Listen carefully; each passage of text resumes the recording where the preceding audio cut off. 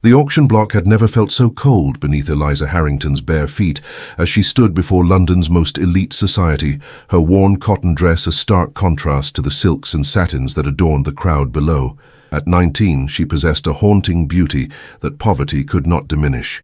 Raven black hair that caught the gaslight like obsidian, violet eyes that held depths of intelligence and pain, and features so delicate they seemed carved from marble.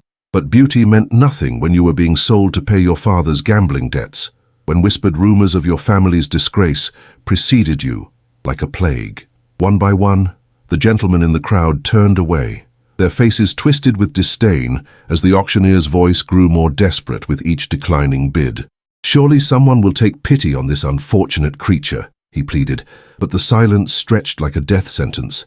Eliza closed her eyes, preparing for the humiliation of being deemed worthless, when a voice cut through the crowd like a blade through silk, deep, commanding, and utterly unexpected. "I shall take her home." The words came from Duke Tristan Calderwood, the most powerful and mysterious man in England, whose dark reputation preceded him like storm clouds. As he stepped forward, his steel-grey eyes meeting hers with an intensity that stole her breath, Eliza realized that her life was about to change forever. What she didn't know was that this moment, this seemingly simple act of compassion, would unravel secrets, challenge the very foundations of society, and prove that sometimes the most broken souls are exactly what each other needs to become whole. The morning of October 12, 1824, dawned grey and merciless over London, as if the very sky conspired to match the darkness that had settled over Eliza Harrington's life. She stood in the cramped, damp cellar beneath Whitmore's auction house, her hands trembling not from the cold, but from the knowledge of what awaited her above. "Time to go, miss," the gruff attendant said, his voice carrying no sympathy for her plight. "The gentlemen are waiting." Eliza smoothed her worn cotton dress, the only decent garment she owned, and tried to summon what remained of her dignity. At 19, she had already endured more heartbreak than most women faced in a lifetime. Her father's gambling addiction had destroyed their family's modest fortune. Her mother had died of consumption the previous winter, and now she found herself the final asset to be liquidated to satisfy crushing debts. The auction house above buzzed with the excited chatter of London's elite, men who had come not out of genuine need for a companion or servant, but for the twisted entertainment of watching a gentlewoman's daughter reduced to chattel. The irony was not lost on Eliza. These same people had once welcomed her family into their drawing rooms, had praised her accomplishments in music and languages, had called her a charming young lady with excellent prospects. Miss Harrington, the auctioneer, a thin man with calculating eyes named Mr. Pembroke, approached with papers in hand. "I must inform you that the terms of sale are quite specific. Whoever purchases your services will own your labor for a period of 7 years to satisfy your father's debts of £3,000. "I understand," Eliza replied quietly, though the words felt like ash in her mouth. 7 years of servitude to strangers. 7 years of being treated as property rather than a person. "There is one other matter," Pembroke continued, his voice dropping to a whisper. "Your father's reputation, the circumstances of his death, they have created certain expectations among the bidders." Eliza's stomach clenched. Her father had died 3 months ago, found in the Thames under circumstances that the authorities had deemed suspicious but inconclusive. Rumors swirled that he had been involved with dangerous men, that his debts extended beyond mere gambling to more sinister activities. Whether true or not, the whispers had destroyed what remained of Eliza's reputation. "What kind of expectations?" she asked, though she dreaded the answer. "Many believe you may possess knowledge of your father's affairs that could prove valuable," Pembroke said carefully. "Others simply see an opportunity to acquire a well-educated young woman at a fraction of what a proper governess or companion would cost." The sound of footsteps on the stairs above indicated that the auction was about to begin. Eliza closed her eyes and tried to remember her mother's voice, the gentle words of encouragement that had sustained her through their family's decline. "You are stronger than you know, my darling," her mother had whispered during her final days. "No matter what happens, remember that your worth is not determined by others' opinions or circumstances beyond your control." "It's time," Pembroke announced, and Eliza followed him up the narrow stairs toward her uncertain future. The auction room was packed with perhaps 50 men, their faces a mixture of curiosity, disdain, and something darker that made Eliza's skin crawl. She recognized several faces from her family's better days, men who had danced with her at balls, who had complimented her father on his charming daughter, who now looked at her as if she were a piece of furniture to be evaluated. "Gentlemen," Pembroke called out, his voice carrying over the murmur of conversation, "we come now to our final lot of the day. Miss Eliza Harrington, age 19, daughter of the late Mr. Charles Harrington. The young lady is well educated, speaks French and Italian fluently, plays the pianoforte, and is skilled in all the domestic arts expected of a gentlewoman." Eliza stood on the raised platform, her chin lifted despite the humiliation burning in her chest. She would not give these men the satisfaction of seeing her break. "The terms of indenture are 7 years, with the purchase price to be applied against outstanding debts of £3,000, Pembroke continued. "Shall we begin the bidding at £50? Silence. Eliza felt her heart sink as not a single hand rose. The men in the crowd exchanged glances, whispered among themselves, but no one seemed willing to make an offer. "Perhaps £40, Pembroke tried again, his voice betraying a hint of desperation. "Surely a young woman of such accomplishments is worth £40. More whispers, more exchanged looks, but still no bids. Eliza heard fragments of conversation that made her stomach turn. Father was mixed up with dangerous people. Heard she might know where he hid stolen money. Too much trouble, that one. Probably knows things that could get a man killed. £30 then. Pembroke's voice was growing more strained. "Come now, gentlemen. Even as a scullery maid she would be worth £30. Lord Blackwood, a man Eliza remembered as a friend of her father's, stood up from his seat in the front row. For a moment, hope flickered in her chest. Perhaps someone would show mercy, would remember her family's former standing. "I'm afraid, Pembroke, that Miss Harrington comes with too much baggage for my taste," Blackwood announced loudly enough for the entire room to hear. "Her father's associates were not the sort of men a wise person crosses, and I have no desire to inherit his troubles along with his daughter." A murmur of agreement rippled through the crowd, and Eliza felt her last hope crumble. They weren't just rejecting her because of poverty. They were afraid of her, afraid of whatever secrets they believed she might carry. £20? Pembroke tried desperately. "Surely someone—" "I wouldn't take her for free," called out another voice from the back. "Too dangerous by half." "Aye, let her find her own way," agreed another. "We don't need the troubles that come with the Harrington name." Eliza stood frozen on the platform, watching as one by one the men in the audience began to rise and head toward the exits. The humiliation was complete. She was being deemed not just worthless, but actively undesirable. "Gentlemen, please," Pembroke called out in desperation. "The debts must be satisfied somehow. Surely someone will take pity on this unfortunate creature." But the exodus continued, and Eliza realized with growing horror that she was about to become the first person in the history of Whitmore's auction house to receive no bids at all. What would happen to her then? Debtor's prison? The workhouse? The streets? Just as the last few stragglers were making their way toward the door, a voice cut through the chaos like a blade through silk, deep, commanding, and utterly unexpected. "I shall take her home." The entire room froze. Conversations stopped mid-sentence, footsteps halted, and every head turned toward the source of the voice. From the shadows near the back of the room, a figure stepped forward, and Eliza felt her breath catch in her throat. Duke Tristan Calderwood was perhaps the most powerful and mysterious man in all of England. At 32, he possessed the kind of dark, dangerous beauty that made women whisper behind their fans and men step carefully around him. His black hair was perfectly styled despite the late hour.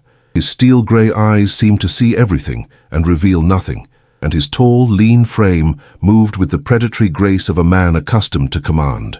More importantly, he was richer than Croesus and more influential than the Prince Regent himself. His vast estate stretched across 3 counties, his investments had made him one of the wealthiest men in Europe, and his political connections reached into the highest levels of government. He was also notoriously reclusive, rarely appearing in society, and never ever involving himself in anything as sordid as a debt auction. "Your Grace," Pembroke stammered, clearly as shocked as everyone else in the room. Are you making a bid?" "I am not bidding," Tristan said calmly, his voice carrying easily through the silent room. "I am purchasing. Name your price for the young lady's indenture, and I shall pay it immediately." The room erupted in whispers and shocked exclamations. Lord Blackwood, who had been halfway to the door, turned back with his mouth agape. "But your Grace," he called out. "Surely you're aware of the complications surrounding the Harrington family?" Tristan's grey eyes fixed on Blackwood with an intensity that made the older man visibly shrink. "I am aware of many things, Blackwood. I am also capable of making my own decisions without your counsel. The full amount of the debt is £3,000, Your Grace," Pembroke said quickly, sensing an opportunity to resolve his problem. "But surely we could arrange more reasonable terms." £3,000, Tristan repeated, pulling a leather portfolio from his coat. "I assume you accept bank drafts." "Of course, Your Grace, but then the matter is settled." Tristan wrote quickly on a piece of paper, signed it with a flourish, and handed it to the stunned auctioneer. "Miss Harrington's debts are now satisfied in full." Eliza stared at him in complete bewilderment. Why would the Duke of Calderwood, a man who could have his pick of any woman in England, purchase the indenture of a disgraced merchant's daughter? What could he possibly want with her? "Your Grace," she found her voice at last, though it came out as barely more than a whisper. "I don't understand. Why would you—" Tristan looked up at her then, and Eliza felt as though those steel-grey eyes could see straight through to her soul. There was something in his gaze, not pity, not desire, but something deeper and more complex that she couldn't identify. "Because, Miss Harrington," he said quietly, "everyone deserves a chance to prove their worth, regardless of their circumstances." He turned to address the room at large, his voice carrying a note of authority that brooked no argument. "Gentlemen, I trust this matter will remain confidential. Miss Harrington is now under my protection, and I would be displeased if rumors or speculation about her situation were to circulate." The threat was subtle but unmistakable. No one in London was foolish enough to cross the Duke of Calderwood, and the men in the room nodded their understanding with varying degrees of nervousness. "Come, Miss Harrington," Tristan said, extending his hand toward the platform. "Let us leave this place." Eliza descended from the platform on unsteady legs, her mind reeling from the sudden turn of events. As she reached the floor, Tristan offered her his arm with the same courtesy he might show a duchess. "Your Grace," she said as they walked toward the exit, "I must ask, what do you expect of me? What are the terms of my service?" Tristan paused at the door and looked down at her with an expression she couldn't read. "We shall discuss that when we reach my home, Miss Harrington. For now, it is enough that you are safe." As they stepped out into the London evening, Eliza felt as though she were stepping into an entirely new life. Behind them, the auction house buzzed with excited conversation about the Duke's unexpected intervention. Ahead lay uncertainty, but for the first time in months it was uncertainty tinged with hope rather than despair. The carriage that awaited them was the finest Eliza had ever seen, black lacquer with the Calderwood coat of arms emblazoned in gold on the doors. A liveried footman helped her inside, and she found herself seated across from the most powerful man in England, wondering if she were living through a dream or a nightmare. "Your Grace," she said as the carriage began to move, "I must know. Why did you really purchase my indenture? Surely it wasn't mere compassion that motivated such a generous act." Tristan studied her for a long moment, his grey eyes unreadable in the dim light of the carriage lanterns. "You're right to be suspicious, Miss Harrington. In my experience, acts of pure altruism are rare indeed." "Then what do you want from me?" "What I want," Tristan said slowly, "is the truth about your father's death, and I believe you may be the only person who can provide it." Eliza felt her blood turn to ice. "I don't know anything about my father's business dealings, Your Grace. I was kept quite separate from that part of his life."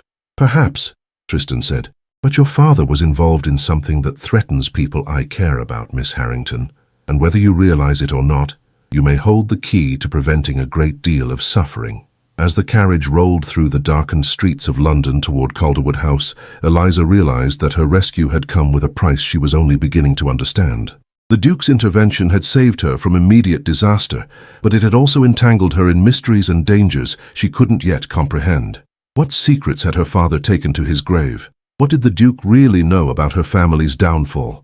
And most importantly, what would happen when he discovered that she truly knew nothing about the matters that had brought him to that auction house? The answers, she suspected, would determine not just her future, but possibly her very survival. Secrets and revelations. Calderwood House stood like a fortress against the London night, its imposing Georgian facade speaking of centuries of power and wealth. As their carriage pulled through the wrought-iron gates, Eliza marveled at the sheer scale of the Duke's residence, It was easily 3 times the size of her family's former home, with perfectly manicured gardens and enough windows to light a small village.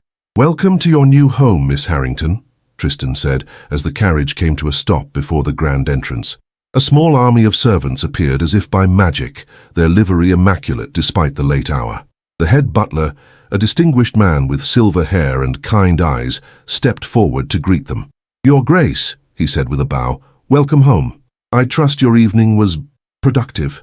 "Indeed it was, Harrison," Tristan replied, helping Eliza down from the carriage. "This is Miss Harrington. She will be staying with us indefinitely. Please see that the blue guest suite is prepared for her, and ask Mrs. Whitmore to attend to her needs." "Of course, Your Grace," Harrison replied, though Eliza caught a flicker of curiosity in his eyes. "Shall I have a tray sent up to Miss Harrington's room?" "That would be most kind," Eliza said, finding her voice at last. "I haven't eaten since this morning." "See that she has whatever she requires," Tristan instructed. "And Harrison? Miss Harrington's presence here is to remain confidential. No word of her arrival is to leave this house." "Understood completely, Your Grace." As they entered the grand foyer, Eliza was struck by the understated elegance of her surroundings. Unlike the ostentatious displays of wealth she had seen in other great houses, Calderwood House spoke of refined taste and genuine appreciation for beauty. The marble floors gleamed in the candlelight, priceless paintings adorned the walls, and fresh flowers filled crystal vases on every surface. "Mrs. Whitmore," Tristan called to a motherly woman who appeared from the servants' quarters, "please see that Miss Harrington has everything she needs. I'm sure she would appreciate a bath and fresh clothing." "Of course, Your Grace," the housekeeper replied with a warm smile for Eliza. "Come along, dear. Let's get you settled." "Your Grace," Eliza said, turning back to Tristan before following Mrs. Whitmore, "when do you wish to discuss?" "Tomorrow morning," Tristan replied, "after you've had time to rest and recover from today's ordeal. We have much to discuss, Miss Harrington, but it can wait until you're ready." The blue guest suite was more luxurious than any room Eliza had ever occupied, even during her family's prosperous days. The sitting room was decorated in shades of cream and gold, with a cozy fireplace and comfortable chairs arranged near tall windows that overlooked the gardens. The bedroom beyond contained a 4-poster bed that could have slept 4 people, and the adjoining dressing room was larger than her family's entire parlor had been. "Now then, dear," Mrs. Whitmore said kindly, "let's see about getting you cleaned up. I've had the maids prepare a bath, and I've taken the liberty of selecting some clothing that should fit you reasonably well." "You're very kind," Eliza said, tears threatening at the unexpected gentleness after such a horrible day. "But I must ask, is this how His Grace typically treats his servants?" Mrs. Whitmore paused in her bustling about the room and fixed Eliza with a shrewd look. "His Grace doesn't have servants in the way you mean, dear. Everyone who works in this house is here by choice and is treated with respect and dignity.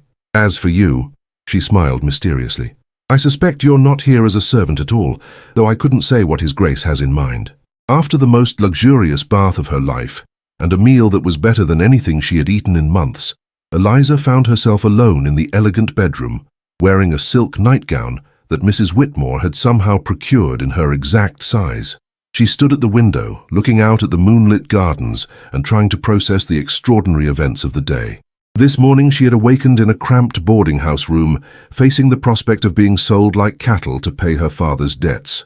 Tonight she was a guest in one of London's finest homes, under the protection of one of England's most powerful men. It seemed impossible, like something from a fairy tale. But fairy tales didn't usually involve mysterious deaths, dangerous secrets, and the kind of steel-eyed determination she had seen in the Duke's gaze. Whatever his reasons for rescuing her, Eliza was certain they had nothing to do with kindness and everything to do with the information he believed she possessed about her father.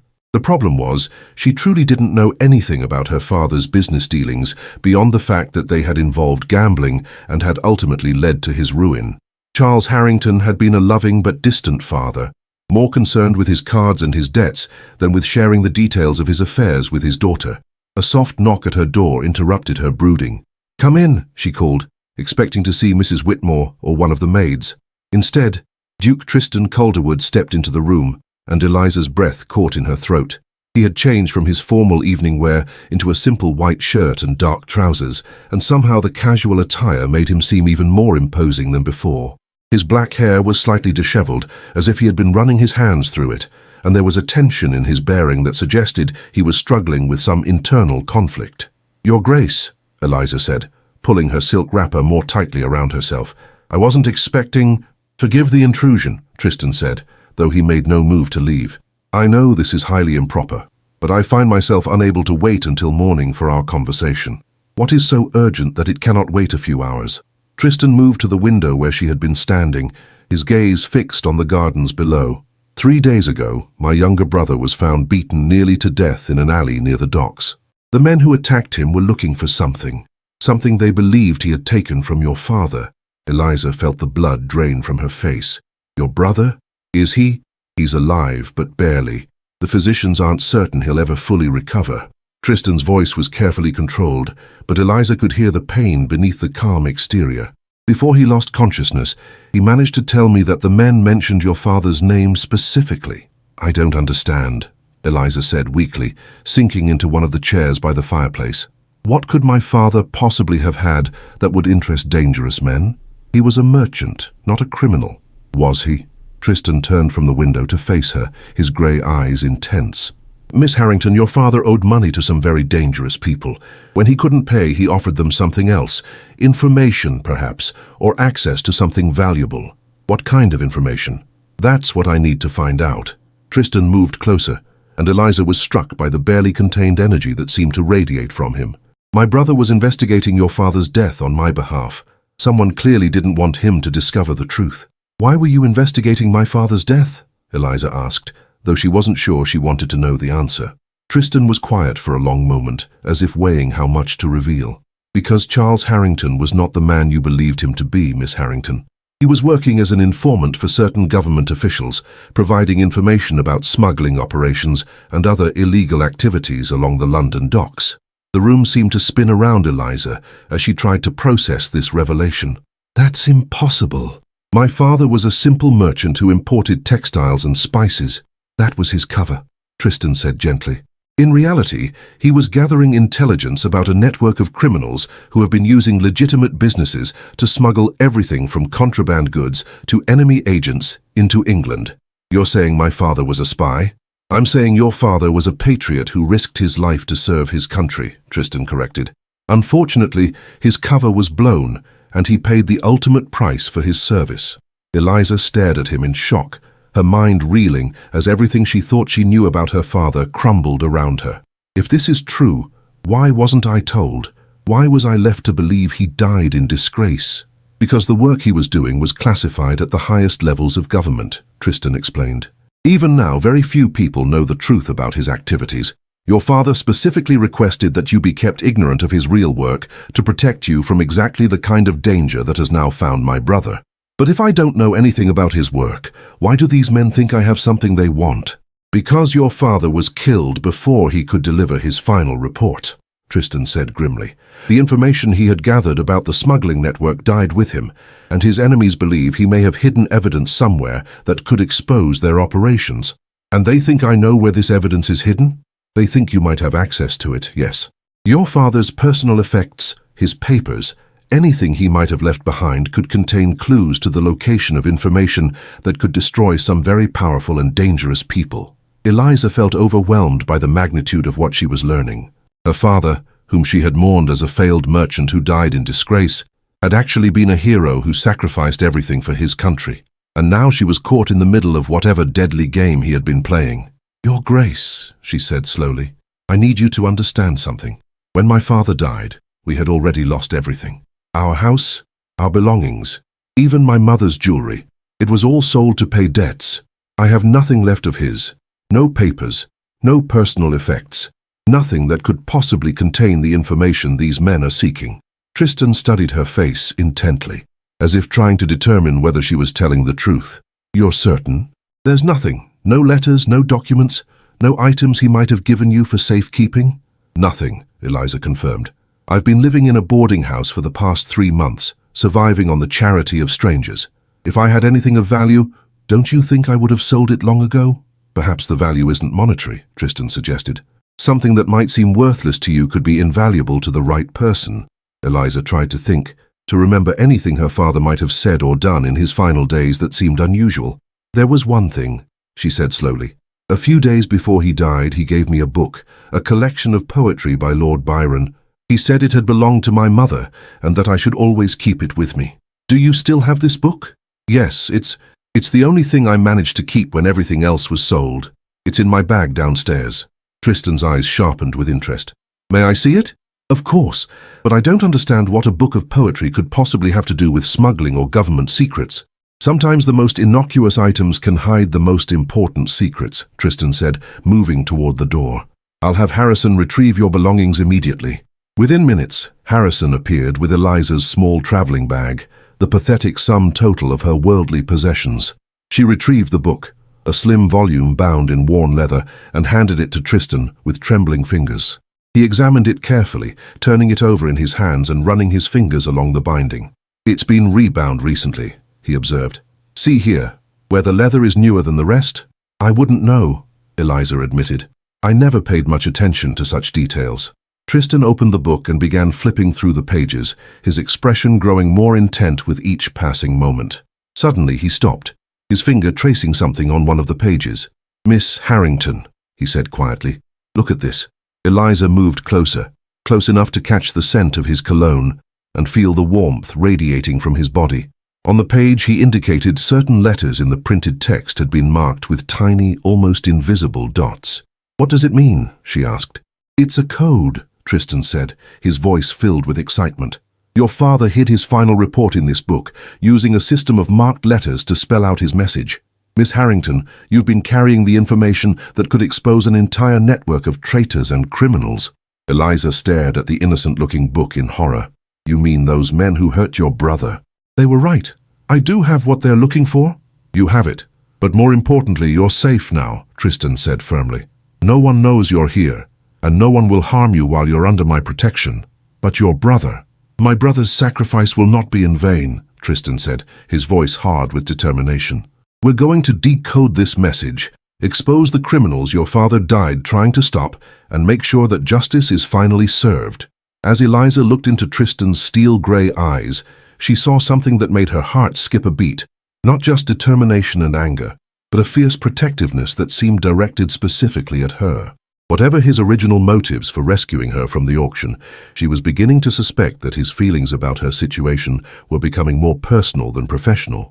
Your Grace, she said softly, why are you really helping me? The truth, please. Tristan was quiet for a long moment, his gaze fixed on her face with an intensity that made her feel as though he could see straight through to her soul. Because, he said finally, watching you stand on that auction platform tonight, seeing the way those men looked at you as if you were nothing more than an object to be purchased, it reminded me that there are still things in this world worth fighting for. And you, Miss Harrington, are definitely worth fighting for.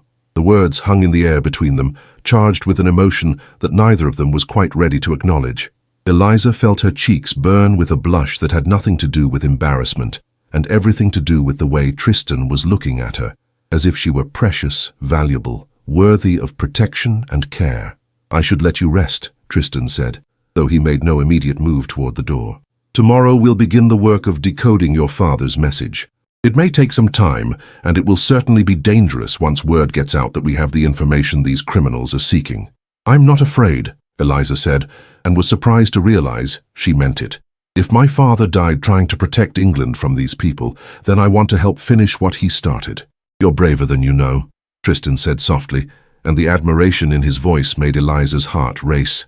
Good night, Miss Harrington. Sleep well, and don't worry about anything. You're safe here. After he left, Eliza sat by the dying fire, holding the book that had unknowingly carried such dangerous secrets. Her father hadn't been the failure she had believed him to be. He had been a hero, a patriot who had given his life in service to his country. And now, she had the chance to honor his memory by helping to complete his final mission. More than that, she was beginning to realize that her rescue by the Duke of Calderwood might not have been the simple act of charity she had first believed. There was something in the way he looked at her, something in the protective tone of his voice, that suggested his interest in her went beyond her value as a source of information. As she prepared for bed, Eliza found herself wondering what the morning would bring. Would they be able to decode her father's message? Would they be able to expose the criminals he had died trying to stop?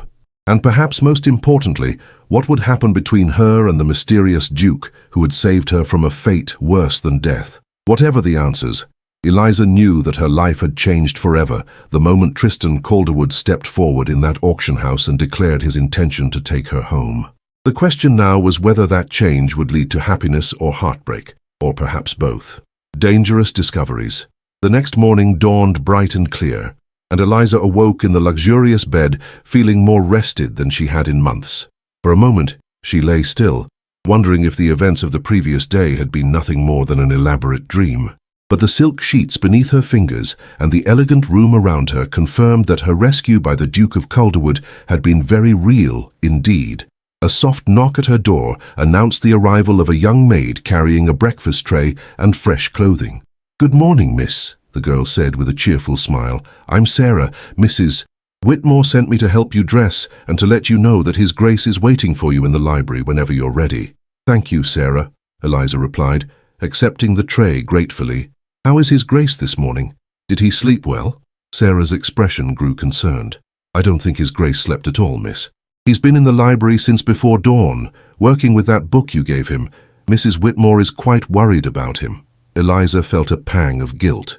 Tristan had spent the night working to decode her father's message while she slept peacefully in his guest room. She ate quickly and dressed in the simple but elegant morning dress that had been provided, then made her way downstairs to the library. She found Tristan exactly as Sarah had described, sitting at a massive oak desk surrounded by papers, books, and what appeared to be several different attempts at deciphering the coded message. His dark hair was disheveled, his shirt sleeves were rolled up, and there were dark circles under his grey eyes that spoke of a sleepless night. "Your Grace," Eliza said softly, not wanting to startle him. "Have you been working all night?" Tristan looked up from his papers, and despite his obvious exhaustion, his face lit up when he saw her. "Miss Harrington." "Yes, I'm afraid I became rather absorbed in the puzzle your father left us. Please come and see what I've discovered." Eliza approached the desk, noting the methodical way Tristan had organized his work. He had copied out the marked letters from multiple pages of the poetry book, arranged them in various patterns, and filled several sheets with different attempts at creating coherent words and sentences. "It's more complex than I initially thought," Tristan explained, his voice hoarse from lack of sleep. "Your father didn't simply mark letters to spell out words. He used a substitution cipher where each marked letter represents a different letter of the alphabet." "How can you tell?" Eliza asked, genuinely curious about the process. "Frequency analysis," Tristan replied, pointing to a chart he had created. "In English, certain letters appear more often than others. The letter E is the most common, followed by T, A, and so on. By counting how often each marked letter appears in your father's code, I can make educated guesses about which coded letter represents which actual letter." "That's remarkably clever," Eliza said, impressed by both her father's ingenuity and Tristan's analytical skills. "Have you made any progress?" "Some," Tristan said, pulling out a sheet covered with partial words and phrases. "I believe I've identified several key words: ship, warehouse, gold, and what might be Thursday. But I'm missing too many letters to make complete sense of the message." Eliza studied the papers, trying to see patterns that might have escaped Tristan's notice. "May I?" she asked, gesturing toward the original book. "Of course." As Eliza flipped through the pages, something caught her attention. "Your Grace, look at this. The marked letters don't just appear in the printed text. There are also tiny marks in the margins, so small they're almost invisible." Tristan leaned closer, close enough that Eliza could feel his breath on her cheek as he examined the page she indicated. "You're absolutely right. How did I miss that?" "Perhaps because you were looking for one type of code when my father actually used two," Eliza suggested. "What if the marked letters in the text are only part of the message, and the marginal marks provide additional information?" "Brilliant," Tristan breathed, his admiration evident in his voice. "Miss Harrington, you may have just solved the puzzle that kept me awake all night." Working together, they began the painstaking process of identifying and cataloging every mark in the book, both obvious and subtle. As they worked, Eliza became increasingly aware of Tristan's presence beside her.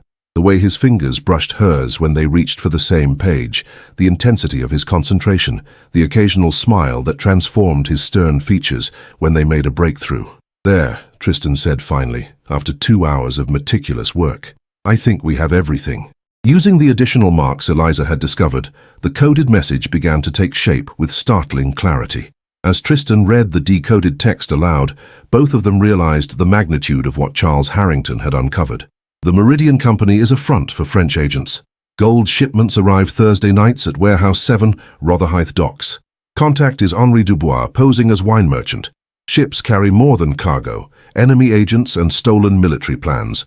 Lord Pemberton is the English contact. Evidence hidden in company ledgers, third-floor office, behind false wall. Trust no one in government except Calderwood. The silence that followed was deafening. Eliza stared at the decoded message, her mind reeling from the implications. "Lord Pemberton," she said finally. "Isn't he the same man who conducted the auction last night?" "The very same," Tristan confirmed grimly. "Which means he knows exactly who you are and what you might possess. Miss Harrington, you were never in danger from random criminals. You were being hunted by a network of traitors, operating at the highest levels of society." "But why didn't they simply kill me?" Eliza asked, though the question made her shudder. "Because they needed to know what you knew first," Tristan explained. "If you had already shared your father's secrets with someone else, killing you would only have made them more enemies. The auction was a way to acquire you legally, to question you thoroughly, and then dispose of you quietly if necessary." "And you saved me from that fate," Eliza said softly, looking at Tristan with new understanding. "You knew, didn't you? You knew what that auction really was." Tristan met her gaze steadily. "I suspected. When my brother told me about the connection to your father, I began investigating. I discovered that several men with ties to Pemberton had been asking questions about you, and when I learned about the auction, I realized it was a trap. So you came to rescue me." "I came to prevent you from falling into the hands of murderers and traitors," Tristan corrected. "What I didn't expect was—" "What?" "I didn't expect to find myself so completely captivated by you," Tristan said quietly, his grey eyes intense with emotion. "Eliza, what began as a mission to protect an innocent woman has become something much more personal." The use of her given name sent warmth flooding through Eliza's chest. "Tristan," she said, testing the sound of his name on her lips. "What happens now?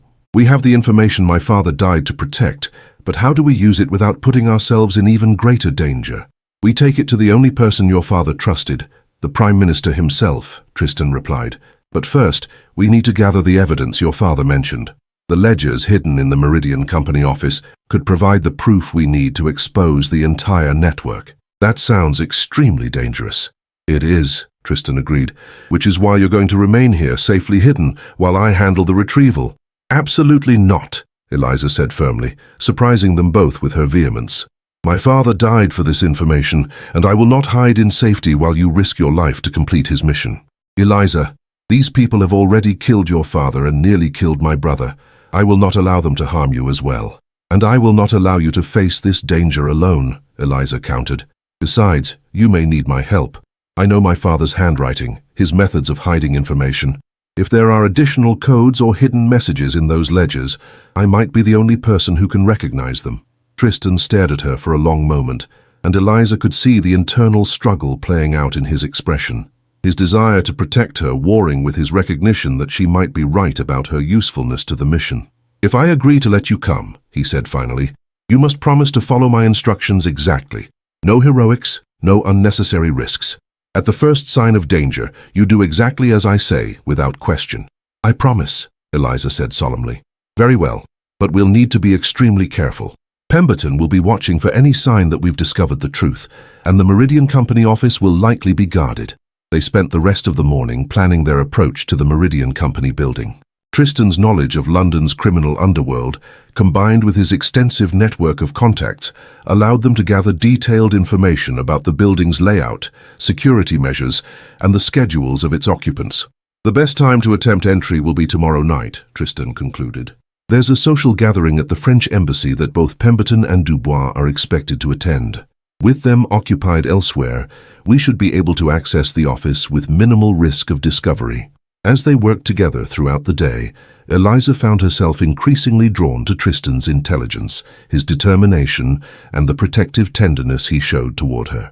Despite the dangerous circumstances that had brought them together, she was beginning to realize that her feelings for her rescuer were developing into something far deeper than gratitude. "Tristan," she said that evening as they dined together in his private study, May I ask you something personal? Of course. Why have you never married? Surely a man of your position and wealth has had countless opportunities. Tristan was quiet for a moment, swirling the wine in his glass as he considered his answer. I suppose I never found anyone who made me want to risk my heart, he said finally. My parents had a marriage of convenience that was polite but cold. I swore I would never settle for such an arrangement, but I also never believed I would find the kind of love that would make marriage worthwhile. And now? Eliza asked softly. Tristan looked up at her, his grey eyes intense with emotion. Now I find myself wondering if I was wrong about many things. About love, about marriage, about the possibility of finding someone who could make me want to be a better man. The air between them seemed charged with unspoken possibilities. Eliza felt her heart racing as she realized that Tristan's feelings for her were as deep and complex as her own feelings for him. Eliza, Tristan said, rising from his chair and moving to kneel beside hers. I know this is neither the time nor the place for such declarations, but I need you to know what I feel for you goes far beyond duty or protection. You have captured my heart completely, and I cannot imagine my life without you in it. Tristan, Eliza whispered, her voice trembling with emotion. I feel the same way. When I stood on that auction platform last night, I thought my life was over. But you didn't just save me from those men. You saved me from despair, from believing I was worthless. You've shown me that I'm worthy of protection, of care, of love. Tristan reached up to cup her face gently in his hands, his thumbs brushing away the tears that had begun to fall down her cheeks. You are worthy of everything good in this world, Eliza. You are brave, intelligent, beautiful, and stronger than you know. Any man would be honored to call you his own. But I don't want any man, Eliza said softly, leaning into his touch. I want you, Tristan. Despite the danger, despite the uncertainty of our situation, despite everything that brought us together, I want you. The kiss that followed was tender but passionate, filled with all the emotion they had been holding back since the moment they met. When they finally broke apart, both were breathless, and Eliza could see her own wonder and joy reflected in Tristan's grey eyes. I love you, Tristan said simply, the words carrying the weight of absolute truth. I love you too, Eliza replied, and felt as though her heart might burst with happiness despite the dangerous circumstances surrounding them. When this is over, Tristan said, his voice rough with emotion, when we've exposed these traitors and ensured your safety, I want to court you properly. I want to give you the kind of romance you deserve, the kind of marriage that's based on love rather than convenience or necessity. I would like that very much, Eliza said with a smile that made Tristan's heart race. But first, we have a mission to complete. The next evening, Eliza found herself dressed in dark clothing and following Tristan through the shadowy streets of London toward the Meridian Company building. Despite her earlier bravado, she was nervous about what they might encounter, but her determination to honor her father's memory and help Tristan complete his mission outweighed her fear. Remember, Tristan whispered as they approached the building, we go in quietly, find the ledgers, and get out without being seen. If anything goes wrong, you run immediately and don't look back. I understand, Eliza replied, though privately she had no intention of abandoning Tristan if they encountered trouble. The Meridian Company occupied a narrow, four-story building in a commercial district near the docks. Using skills that made Eliza wonder about his past, Tristan quickly picked the lock on a side entrance and led her through darkened corridors toward the stairs. Third floor, he whispered, and they began their careful ascent. The office they sought was at the end of a long hallway, and Tristan made quick work of its lock as well. Inside, they found a typical merchant's office. Desk, chairs, filing cabinets and shelves lined with ledgers and account books. Your father said the evidence was hidden behind a false wall, Tristan reminded her as they began their search. Eliza moved systematically around the room, running her hands along the walls and listening for hollow sounds that might indicate hidden spaces. It was behind a bookshelf that she found what they were looking for, a section of wall that sounded different when tapped. Here, she whispered, and Tristan joined her in examining the area more closely. Hidden behind a cleverly concealed panel, they discovered a cache of documents that made Charles Harrington's coded message seem tame by comparison. The ledgers detailed not just gold shipments and smuggling operations, but a comprehensive network of French spies operating throughout England, complete with names, locations, and detailed plans for sabotage operations. My God, Tristan breathed as he flipped through the documents. This is far worse than we imagined. They're not just smuggling goods. They're planning to assassinate key government officials and military leaders. Look at this, Eliza said, pointing to a list of names that made her blood run cold. The Prime Minister, the Secretary of War, the Admiral of the Fleet. They're planning to decapitate the entire British government. And according to this timeline, the attacks are scheduled to begin next week, Tristan added grimly. We need to get this information to the authorities immediately. As they gathered the most incriminating documents, a sound from the hallway made them both freeze. Footsteps, multiple sets, approaching their location. Someone's coming, Tristan whispered, quickly stuffing the papers inside his coat. The window? Can you climb down? Eliza looked out the window and saw a narrow ledge that ran along the building's exterior. It was dangerous, but not impossible. I think so. Go, Tristan urged, helping her onto the ledge. I'll be right behind you. But as Eliza began her careful progress along the ledge, she heard voices from inside the office. Voices she recognized with a chill of terror. Search everything, Lord Pemberton was saying. If Calderwood and the girl have been here, I want to know what they found. The panel's been opened, another voice reported. The documents are gone. Then we're too late, Pemberton snarled. Find them. Search every building in the district if necessary, but find them before they can deliver those papers to anyone. Eliza pressed herself against the building's wall, her heart pounding as she realized they had walked into a trap. Somehow Pemberton had known they would come here, had been waiting for them to reveal themselves. From inside the office, she heard the sound of a struggle, followed by Tristan's voice, strained but defiant. You're too late, Pemberton. The information is already in safe hands. I don't think so, Pemberton replied coldly. You see, we've been watching your house, Calderwood. We know the girl is with you, and we know you came here together tonight. Where is she? Gone, Tristan said simply. And if you harm me, she'll make sure those documents reach the Prime Minister within hours. Perhaps, Pemberton mused, but I think Miss Harrington is too sentimental to abandon the man who saved her. I think she's still here, listening to every word, trying to decide whether to save herself or attempt some foolish rescue. Eliza's blood ran cold as she realized Pemberton was right. She couldn't abandon Tristan, not when he had risked everything to protect her and complete her father's mission. Miss Harrington, Pemberton called out, his voice carrying through the open window. I know you can hear me. Come back inside and we can discuss this situation like civilized people. Continue hiding, and I'm afraid the Duke will suffer the same fate as your father. The threat was clear, and Eliza knew she had no choice. Carefully, she made her way back along the ledge and climbed through the window into the office. Ah, there you are, Pemberton said with a cold smile. How touching. True love conquers common sense once again. Tristan was being held by two large men, his hands bound behind his back, but his eyes blazed with fury when he saw Eliza. You should have run, he said quietly. I couldn't leave you, Eliza replied, then turned to face Pemberton with as much dignity as she could muster. What do you want? What I've always wanted, Pemberton replied. The complete destruction of the intelligence network your father helped to build. You see, Miss Harrington, your father wasn't just gathering information about our operations. He was systematically dismantling years of careful planning. Good, Eliza said defiantly. I'm proud of what my father accomplished. Are you? Pemberton asked with amusement. Even knowing that his actions led directly to his death, even knowing that your current predicament is entirely his fault. My father died serving his country, Eliza said firmly.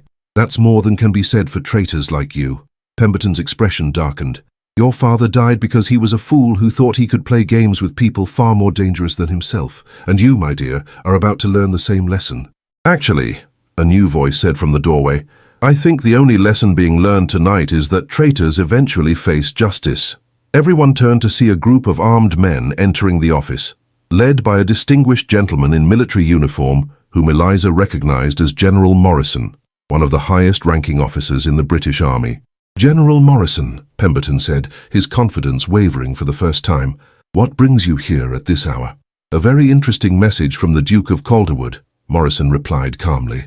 It seems he anticipated that you might attempt to intercept him tonight, so he took the precaution of delivering copies of certain documents to my office before embarking on this evening's adventure. Eliza looked at Tristan in amazement. You knew this was a trap? I suspected, Tristan admitted, as Morrison's men moved to arrest Pemberton and his associates. The timing was too convenient, the information too easy to obtain. I made copies of the most important documents this afternoon and arranged for them to be delivered to General Morrison if we didn't return by midnight. You used us as bait, Eliza realized. I used myself as bait, Tristan corrected. You were supposed to stay safely at home, remember? Lord Pemberton, General Morrison announced formally, you are under arrest for high treason, conspiracy against the Crown, and the murder of Charles Harrington. Anything you say may be used against you in court. As Pemberton and his men were led away in chains, Eliza felt a profound sense of relief mixed with grief for her father. Justice was finally being served, but it had come at such a terrible cost. It's over, Tristan said softly, taking her in his arms as soon as his bonds were cut. Your father's mission is complete. The traitors have been exposed and you're safe. What happens now? Eliza asked, leaning into his embrace. Now, General Morrison interjected with a smile, the Crown expresses its gratitude to both of you for your service to England. Miss Harrington, your father would be very proud of your courage tonight. Thank you, General, Eliza replied, tears streaming down her face. I just wish he could have lived to see justice done. He lives on in the work he accomplished, and in the daughter who helped complete his mission, Morrison said kindly. And speaking of which, there will be a substantial reward for the information you've provided, enough to ensure that you never again face the kind of financial difficulties that led to last night's auction. As they left the Meridian Company building, Eliza marveled at how completely her life had changed in just 2 days. She had gone from being a destitute orphan sold at auction to being a hero who had helped expose a network of traitors threatening the very foundations of British society. Tristan, she said, as they rode back to Calderwood House in his carriage, do you really think it's over? Are we truly safe now? The immediate threat is ended, Tristan replied, pulling her close against his side. Pemberton and his associates will face trial and execution, and the French spy network has been completely exposed. But more importantly, you're free now, Eliza. Free from debt, free from danger, free to choose your own future. And what future do you think I should choose? Eliza asked with a smile that made Tristan's heart race. I think, Tristan said, leaning down to kiss her gently, you should choose to marry a man who loves you desperately and wants to spend the rest of his life making you happy. That sounds like an excellent plan, Eliza replied, provided that man is you. Always me, Tristan confirmed. Only me, for the rest of our lives. Love's triumph.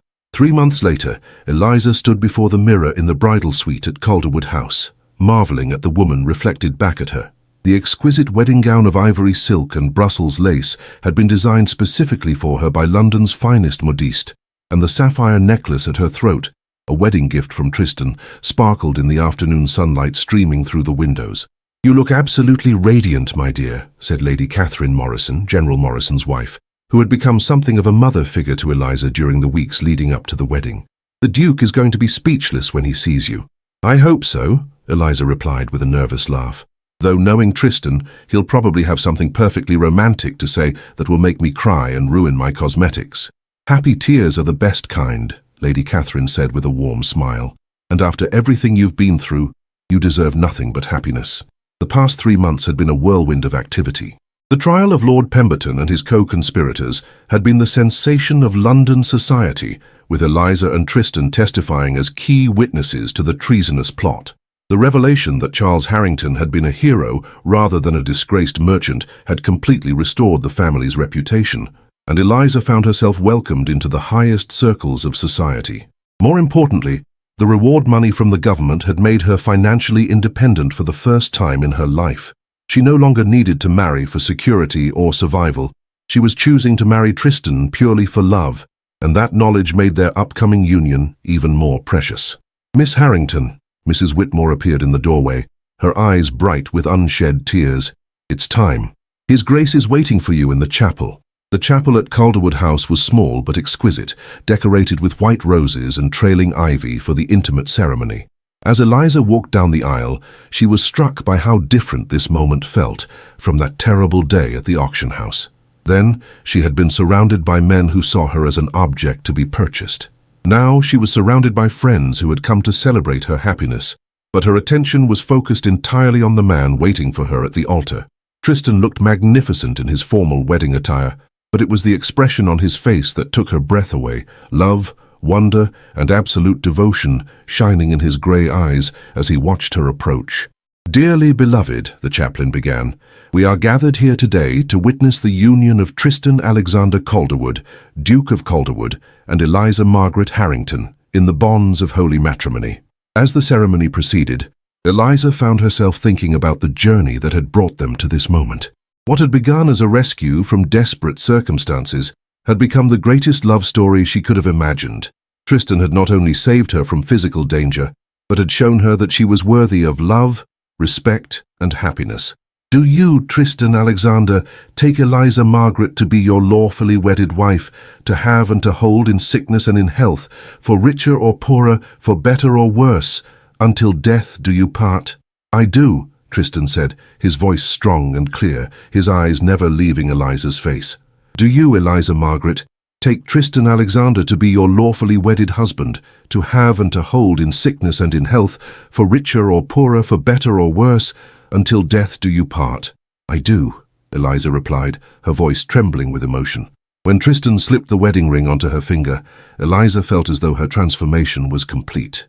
She was no longer the desperate young woman who had stood on that auction platform, but the Duchess of Calderwood, wife to the man she loved more than life itself. "By the power vested in me, I now pronounce you husband and wife," the chaplain announced.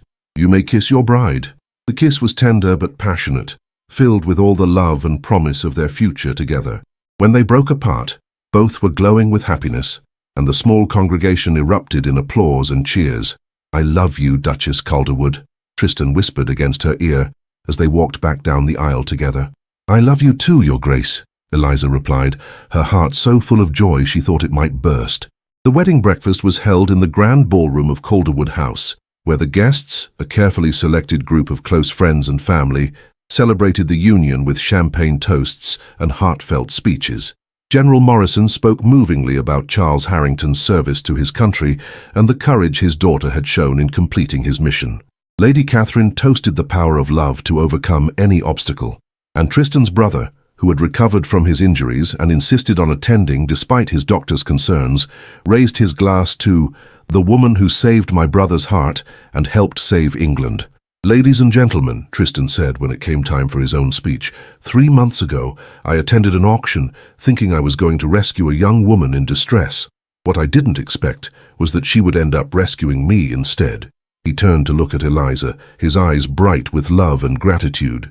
"Eliza, you have shown me what it means to be truly brave, truly noble, and truly alive. You have transformed my life in ways I never thought possible, and I promise to spend every day of our marriage proving myself worthy of your love." "You already have," Eliza said softly, tears streaming down her face. "You saved me in every way a person can be saved, and I will love you for the rest of my life." As the celebration continued into the evening, Eliza found herself reflecting on the miraculous turn her life had taken. 6 months ago, she had been watching her family's fortune crumble around her. 3 months ago, she had been sold at auction like a piece of property.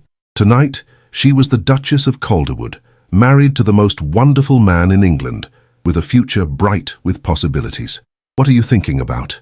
Tristan asked as they danced together in the ballroom, surrounded by their friends, but lost in their own world. "I'm thinking about destiny," Eliza replied, "about how sometimes the worst moments of our lives lead to the best ones. If my father hadn't died, if I hadn't been sold at auction, if you hadn't been there to save me, we might never have found each other. I would have found you eventually," Tristan said with certainty. "Somehow, somewhere, we would have found each other. Some things are simply meant to be." "Do you really believe that?" "I believe that love like ours doesn't happen by accident," Tristan said, spinning her gracefully around the dance floor. "I believe we were meant to save each other, to complete each other, to build something beautiful together." As the evening wound down and their guests began to depart, Eliza and Tristan found themselves alone in the ballroom, still swaying to music only they could hear. "Are you ready to begin our honeymoon, my Duchess?" Tristan asked, his voice low and intimate. "I'm ready to begin our life together," Eliza replied, reaching up to cup his face in her hands. "Our real life, built on love and trust and partnership." "Our real life," Tristan agreed, leaning down to kiss her with all the passion and tenderness he felt. "Starting right now." Love's legacy. 5 years later, Eliza stood in the nursery of Calderwood House, watching Tristan read bedtime stories to their twin daughters, Charlotte and Margaret, while their infant son, Charles, named for Eliza's father, slept peacefully in his cradle. The scene was one of perfect domestic happiness, and Eliza felt the same surge of gratitude that had become her constant companion since the day Tristan saved her from that auction. "Mama," 4-year-old Charlotte called out, "Papa says you were once a princess in disguise who was rescued by a brave duke. Is that true?" "Something like that," Eliza replied with a laugh, settling into the rocking chair beside her daughter's bed. "Though I think the duke was the one who needed rescuing." "From what?" Margaret asked, her eyes wide with curiosity. "From a life without love," Tristan said softly, meeting Eliza's gaze across the room. "Your mother taught me that the most important treasures in life can't be bought or sold. They can only be given freely, from one heart to another." After the children were asleep, Eliza and Tristan walked together through the gardens of their estate, enjoying the peaceful evening air and the comfortable silence of a couple who had found perfect harmony together. "Do you ever regret it?" Eliza asked suddenly. "Giving up your bachelor freedom to marry a woman you met at an auction?" Tristan stopped walking and turned to face her, his expression serious. "Eliza, marrying you was the best decision I ever made. You didn't just become my wife. You became my partner, my best friend, my greatest love. I can't imagine my life without you in it. Even knowing that our marriage began with such unusual circumstances, especially knowing that," Tristan said firmly, "our love story proves that the most beautiful relationships can bloom from the most unlikely soil. We found each other in the darkest moment of your life, and together we built something that will last forever." "I love you," Eliza said simply, the words carrying all the depth of feeling that had grown between them over the years. "I love you too," Tristan replied, pulling her into his arms. "Today, tomorrow, and for all the tomorrows we'll share." As they stood together in the moonlit garden, surrounded by the roses that bloomed year after year in testament to enduring beauty, Eliza reflected on the journey that had brought them to this moment of perfect contentment. She had been rejected at that auction, deemed worthless by men who couldn't see past their own prejudices and fears.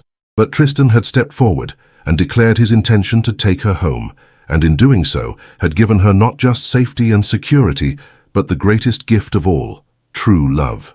Their story would be told for generations as proof that sometimes the most broken souls are exactly what each other needs to become whole, that love can triumph over any obstacle, and that the most precious treasures are often found in the most unexpected places. The woman who had once stood on an auction block, rejected and alone, had become a duchess, a mother, and most importantly, a woman who knew her own worth.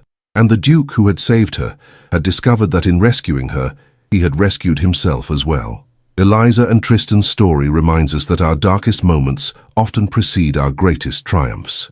When Eliza stood rejected and alone on that auction platform, she could never have imagined that her rescue would come in the form of true love and a partnership that would transform both their lives forever. Their journey teaches us that worth is not determined by circumstances, that love can bloom in the most unlikely places, and that sometimes what appears to be an ending is actually a beautiful beginning. Eliza's courage in the face of adversity and Tristan's willingness to see beyond surface appearances created a love story that proves the power of compassion, bravery, and hope. May their love inspire you to believe that no matter how dark your current circumstances may seem, there is always the possibility of rescue, redemption, and a love that will transform your life in ways you never thought possible. Sometimes the most beautiful chapters of our lives begin with the words, "I shall take her home." Subscribe for more captivating historical romances where love conquers all odds and heroes emerge in the most unexpected moments. Discover stories that prove true love can transform even the darkest circumstances into the brightest futures. Comment: which moment in Eliza and Tristan's journey moved you the most? Your next breathtaking romance adventure awaits.